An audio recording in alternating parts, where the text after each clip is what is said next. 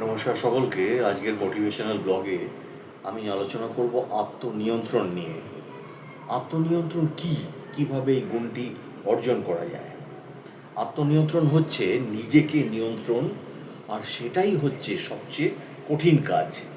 কারণ নিজের ভেতরের যে 6টা রিপু আছে, কাম, ক্রোধ, মোহ, মদ, হিংসা, লোভ, এগুলোর কোনো এক বা একাধিক রিপু যখন প্রবল হয়ে ওঠে, তখন সে আমার সম্পূর্ণ নিয়ন্ত্রণ গ্রহণ করে, আমার উপর কর্তৃত্ব করতে থাকে। এ অবস্থায় আমার জ্ঞান সীমিত এবং বিবেক অপরিণত হলে রিপুর তাড়নায় বিবেক লোপ পায় এবং আমি বা আমরা আত্মনিয়ন্ত্রণ হারিয়ে ফেলি।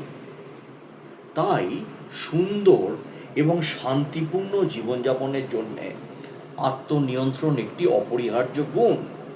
এই গুণটি অর্জন করতে হলে প্রচুর জ্ঞান অর্জন করে বিবেককে পরিণত করার কোনো বিকল্প নেই। আমার ইন্দ্রিয় আমাকে যে পথে ধাবিত করছে, এর পরিণতি বা ফলাফল যেহেতু আমার ব্যক্তিত্ব ও আত্মমর্যাদাকে লোভান্বিত করছে, তাই আমার মর্যাদা এবং ব্যক্তিত্বকে ধরে রাখতে, মনোবলকে দৃঢ় করে আত্মনিয়ন্ত্রণ বজায় রাখতে নিজেকে নিষ্ঠুর হতেই হবে। তাই আত্মনিয়ন্ত্রণের বিষয়টি জীবনে কতটা গুরুত্বপূর্ণ, কিভাবে নিজের মধ্যে আত্মনিয়ন্ত্রণ গড়ে তোলা সম্ভব? জীবনের পথের প্রতিটি পদক্ষেপের পেছনে আত্মনিয়ন্ত্রণ নীরবে কাজ করে যায়। যদি আত্মনিয়ন্ত্রিত থাকে তাহলে দেখবেন সিদ্ধান্ত গ্রহণ সহজতর হয়, আর সিদ্ধান্তের ফলাফলও লাভজনক হয়। তাহলে কি কি অনুশীলন করলে আপনি এর আয়ত্ত করতে পারবেন? ধৈর্য ধারণের মাধ্যমে একটি আয়ত্ত করা সম্ভব। যেমন ধরুন, জীবনে ছোটোখাটো অনেক ধরনের বিরক্তিকর মুহূর্ত আসতে পারে। যেমন রেস্টুরেন্টে খাবার পরিবেশনে দেরি হলে, কাউকে কোনো কাজ দিলে সে তাতে বিলম্ব করায়, প্রচণ্ড গরমের কারণে, আরও কত কী। এ সকল ক্ষেত্রে একটু ধৈর্য ধরতে শিখুন। এরপর বড় ধরনের পরিস্থিতিতে আত্মনিয়ন্ত্রণ সহজ হয়ে উঠবে। দৈনন্দিন জীবনে কোনো ধরনের কাজ হঠাৎ করে করবেন না। সময় নিয়ে ঠান্ডা মাথায় সব দিক বিবেচনা করে তারপর সিদ্ধান্ত নেবেন। এতে করে আপনার ব্যক্তিত্বে আত্মনিয়ন্ত্রণ প্রকাশ পেতে শুরু করবে। আর যেটা করতে পারেন তা হলো, অন্যের ভুল ত্রুটি বেশিক্ষণ মনে রাখবেন না, ক্ষমা করা শিখুন, আর নিজের তুচ্ছতা নিয়ে বেশি বেশি চিন্তা করুন। আত্মনিয়ন্ত্রণ বাড়ানোর জন্যে বেশ কিছু কৌশল অবলম্বন করা যেতে পারে। যেমন লক্ষ্য নির্ধারণ করুন। প্রথমে আপনি কি নিয়ন্ত্রণ করতে চান এবং কেন করতে চান তা স্পষ্ট করে নিন। ছোট ছোট লক্ষ্য নির্ধারণ করে শুরু করুন, যা অর্জন করা সহজ। যেমন যদি আপনি জাঙ্ক ফুড খাওয়া কমাতে চান, তাহলে প্রথমে ঠিক করুন যে সপ্তাহে কদিন যা খাবেন না। প্রলোভন এড়িয়ে চলুন। যে জিনিসগুলো আপনাকে প্রলোভিত করতে পারে সেগুলো থেকে দূরে থাকুন। যেমন যদি আপনি সোশ্যাল মিডিয়া ব্যবহার কমাতে চান, তাহলে আপনার ফোনটি অন্য ঘরে রেখে দিন, অথবা অ্যাপ নোটিফিকেশন বন্ধ করে দিন। এভাবে করা যেতে পারে। নিজের দুর্বলতা জানুন। কখন এবং কেন আপনার আত্মনিয়ন্ত্রণ ভেঙে যায় তা নিশ্চিত করুন। দিনের কোনো এক সময়ে কোনো পরিস্থিতিতে বা কোন পরিস্থিতিতে আপনি বেশি দুর্বল অনুভব করেন তা জেনে নিন, সেই অনুযায়ী প্রস্তুতি নিন। বিকল্প পরিকল্পনা তৈরি করুন। যখন আপনি কোনো প্রলোভনের সম্মুখীন হন, তখন কি করবেন তার একটি বিকল্প পরিকল্পনা তৈরি করুন। যেমন যদি আপনার, যেটি বললাম, জাঙ্ক ফুড খাওয়ার ইচ্ছে হয়, তাহলে তার বদলে একটি স্বাস্থ্যকর স্ন্যাক্স খাওয়ার পরিকল্পনা করুন। নিজের অগ্রগতি ট্র্যাক করুন, আপনার আত্মনিয়ন্ত্রণের অগ্রগতি নিয়ে লিখে রাখুন। এটি আপনাকে অনুপ্রাণিত করবে এবং আপনি দেখতে পাবেন যে আপনি কতটা উন্নতি করছেন। পর্যাপ্ত ঘুম আপনাকে মানসিক এবং শারীরিক স্বাস্থ্যের জন্য অত্যন্ত গুরুত্বপূর্ণ। পর্যাপ্ত ঘুম না হলে আত্মনিয়ন্ত্রণ কমে যেতে পারে। নিয়মিত ব্যায়াম, নিয়মিত কার্যকলাপ, শারীরিক কার্যকলাপ মানসিক চাপ কমাতে এবং আত্মনিয়ন্ত্রণ বাড়াতে সাহায্য করে। স্ট্রেস কমানো, স্ট্রেস বা চাপ আত্মনিয়ন্ত্রণ নষ্ট করে দেয়। মেডিটেশন, যোগা, গভীর শ্বাস প্রশ্বাসের ব্যায়ামের মাধ্যমে স্ট্রেস কমানোর চেষ্টা করুন। নিজের চিন্তা, অনুভূতি এবং শারীরিক সংবেদনগুলো সম্পর্কে সচেতন থাকা আপনাকে আত্মনিয়ন্ত্রণ বাড়াতে সাহায্য করতে পারে। মাইন্ডফুলনেস মেডিটেশন এর একটি ভালো উপায়। যখন আপনি কোনো লক্ষ্য অর্জন করবেন তখন নিজেকে ছোটোখাটো পুরস্কার দিন। এটি আপনাকে ভবিষ্যতে আরও ভালোভাবে আত্মনিয়ন্ত্রণ করতে উৎসাহিত করবে। আত্মনিয়ন্ত্রণ রাতারাতি তৈরি হয় না, এটি একটি প্রক্রিয়া যার জন্যে ধৈর্য, অনুশীলন প্রয়োজন। মাঝে মধ্যে ব্যর্থ হলেও হাল ছেড়ে দেবেন না। এই কৌশলগুলো আপনাকে আত্মনিয়ন্ত্রণ বাড়াতে এবং আপনার জীবনকে আরও সুশৃঙ্খল করতে সাহায্য করবে।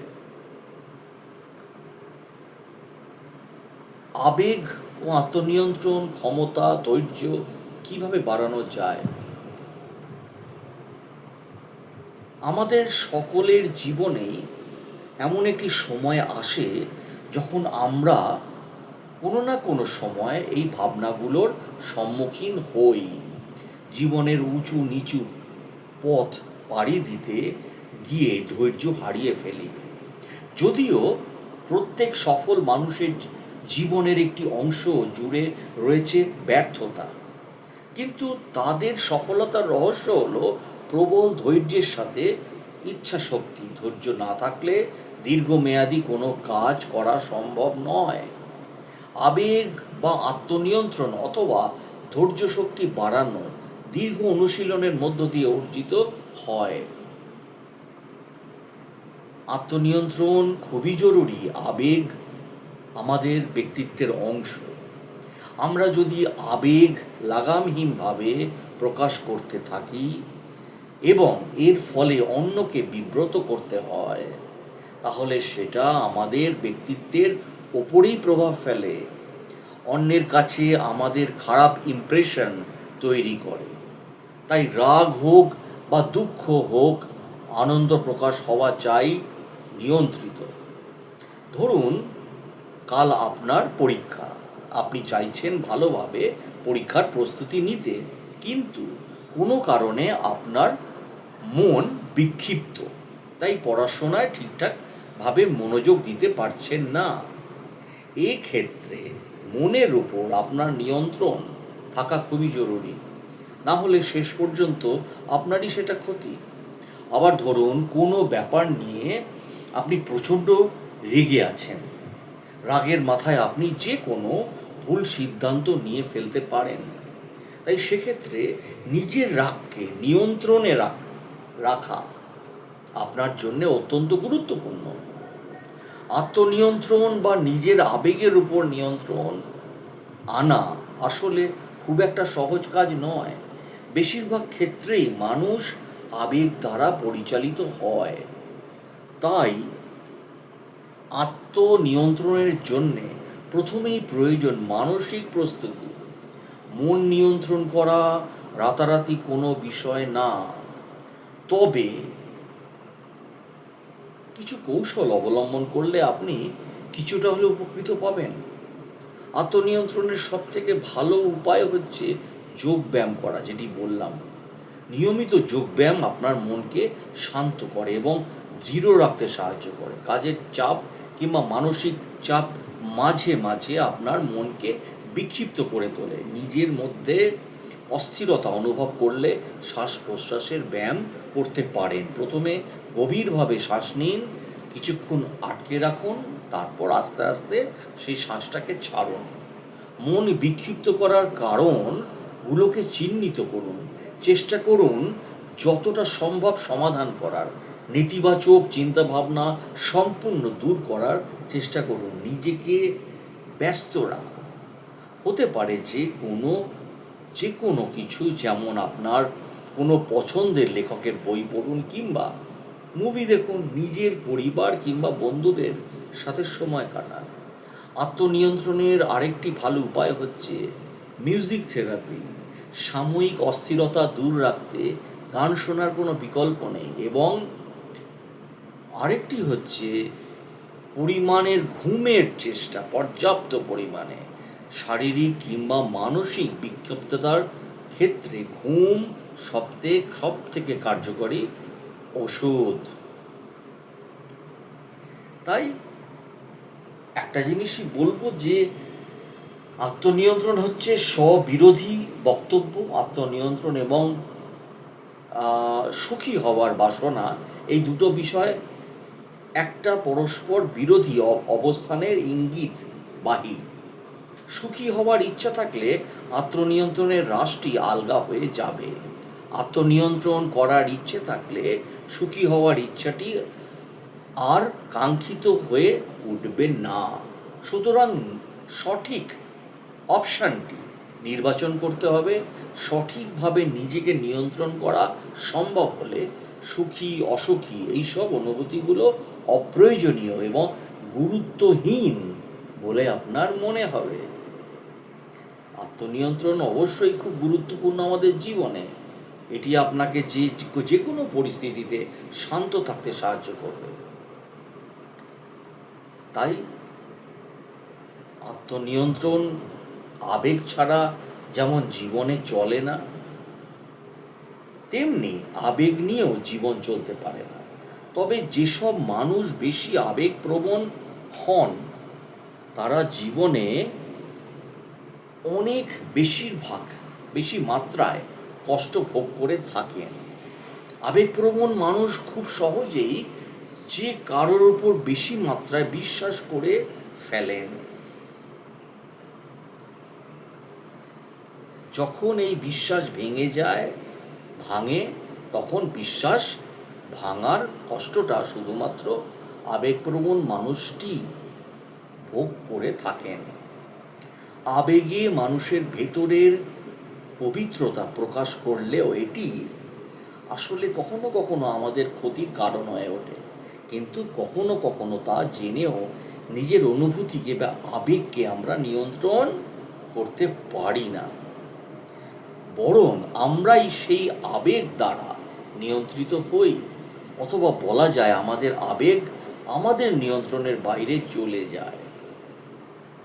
তাই চারপাশের সব যুক্তি, বাস্তবতা সবই বুঝতে পেরেও যেন মনকে মানানো যায় না। কখনো কখনো যেন বিষণ্ণতা গ্রাস করে বসে, মনে যেন সামনে এগোতেই দেয় না। আসলে এই আবেগকে নিয়ন্ত্রিত করাই যেন পৃথিবীর সবচাইতে কঠিন কাজ। তবে পজিটিভ চিন্তাধারা যেমন আমাদের ব্যক্তিত্বে পজিটিভ প্রভাব ফেলে, তেমনি নেগেটিভ চিন্তাধারা আমাদের ব্যক্তিত্বের উপর নেগেটিভ প্রভাব ফেলে। বেঁচে থাকতে গেলে যেমন আবেগের প্রয়োজন, তেমনি সেই আবেগ নিয়ন্ত্রণে রাখাও প্রয়োজন। তাই জানতে হবে নিজের আবেগকে নিয়ন্ত্রণে রাখার উপায়। তবেই জীবনকে অন্ধকার থেকে আলোতে আনা সম্ভব। নিজের উপর বিশ্বাস রাখতে হবে, কারণ আমি আবেগপ্রবণ মানুষ আত্মবিশ্বাসী হতে কারণ বেশি যারা আবেগপ্রবণ মানুষ আত্মবিশ্বাসী হতে পারে না। তাই প্রথম থেকেই আত্মবিশ্বাসী হয়ে উঠতে হবে। জীবনে নিজের ইচ্ছাকে প্রাধান্য দিতে হবে। এতে আবেগের মাত্রা কমে আসবে। তবে ইচ্ছাকে প্রাধান্য দেওয়া মানে স্বার্থপর হওয়া নয়। নিজের দায়িত্ব কর্তব্য বজায় রেখে নিজের ইচ্ছেটাকে সামনে গুরুত্ব দেওয়া, এতে করে নিজের আত্মবিশ্বাস বাড়বে। কিছু কিছু ক্ষেত্রে অনেক মানুষই বুঝতে পারে যে তারা ভুল সিদ্ধান্ত নিয়েছে, তবুও তারা আবেগ নিয়ন্ত্রণ না করতে পারার কারণে সঠিক সিদ্ধান্ত নিতে ব্যর্থ হচ্ছে। আত্মবিশ্বাসী হয়ে উঠলে নিজের আবেগের উপর নিয়ন্ত্রণ আসবে। হুটহাট করে ভুল সিদ্ধান্ত নেওয়া থেকে নিজেকে বিরত রাখা যায়। কখনোই আবেগবশত কোনো কথা বলা চলবে না। জ্ঞান বুদ্ধি দিয়ে বিচার বিবেচনা করে কাজ করতে হবে। আবার সকলের সামনে আবেগ প্রকাশ করাও চলবে না, কারণ পৃথিবীতে এমন অনেক লোক আছে যারা লোকের আবেগকে কাজে লাগিয়ে নিজের স্বার্থসিদ্ধির চেষ্টা করে। তাই যে কোনো বিষয়ে চিন্তা করার সময় সর্বদা লক্ষ্য রাখতে হবে আপনার চিন্তা ভাবনার মধ্যে আবেগের উপস্থিতি নেই তো, কোথাও আপনি ভুল সিদ্ধান্ত নিচ্ছেন না তো, আপনার নেওয়া সিদ্ধান্তের জন্যে ভবিষ্যতে কি প্রভাব পড়তে পারে তা অবশ্যই ভাবতে হবে। যদি সম্ভব হয় কারণটিকে নিজের নিয়ন্ত্রণে আনার চেষ্টা করতে হবে। এতে করে আপনার অতিরিক্ত আবেগ কমে আসবে, দুঃখ কম পাবেন। তাতেও যদি মনে হয় আবেগ নিয়ন্ত্রণে আনা যাচ্ছে না, কিছু সময়ের জন্য চোখ বন্ধ করে সৃষ্টিকর্তাকে স্মরণ করুন, তার কাছে সাহায্য প্রার্থনা করুন। দেখবেন যে আপনার শরীর ও মনকে শান্ত করে দেবে, যা আপনাকে যে কোনো পরিস্থিতিতে মোকাবিলা করতে সাহায্য করবে। কোনো কোনো পরিস্থিতিতে নিজের আবেগকে সামলানো যাচ্ছে না, সেগুলো খেয়াল রাখতে হবে। রাগ, ক্ষোভ, হতাশা, ভয়, অস্থিরতা ইত্যাদি নেতিবাচক বিষয়ের কারণ চিহ্নিত করতে পারলে আবেগ নিয়ন্ত্রণ করা সহজ হয়। যেমন আপনার অতিরিক্ত রাগ আপনার স্বাস্থ্যের ক্ষতি করতে পারে। এমনকি রাগের কারণে কখনো কখনো এমন ভুল সিদ্ধান্ত নেওয়া হয় যার মাসুল সারা জীবন দিয়েও শেষ করা যায় না। তাই যতদূর সম্ভব রাগকে দূরে রাখা উচিত। তাই দুশ্চিন্তা বা স্ট্রেস নামক আবেগ আমাদের জীবনের আরেকটি বড় ব্যাধি। দুশ্চিন্তার আক্রান্ত হলে পাকস্থলীর উপর প্রভাব ফেলে। তাই শুধু যতটুকু সম্ভব আবেগকে নিয়ন্ত্রণে রাখতে হবে, এতে আপনার দুশ্চিন্তার কারণ কমে যাবে। আবার অতিরিক্ত ভয় থেকেও স্বাস্থ্যহানি ঘটতে পারে। তাই সুস্থ থাকতে ভয়কে জয় করতে হবে। মনে রাখতে হবে ভয় পেয়ে কোনো সমস্যার সমাধান করা যাবে না, বরং মনে সাহস রাখলে অনেক অসাধ্য কাজও সফলতা পাওয়া যায়। সমাজে বাস করতে হলে আমাদের অবশ্যই কিছু কিছু আবেগ নিয়ন্ত্রণ করতে হয়।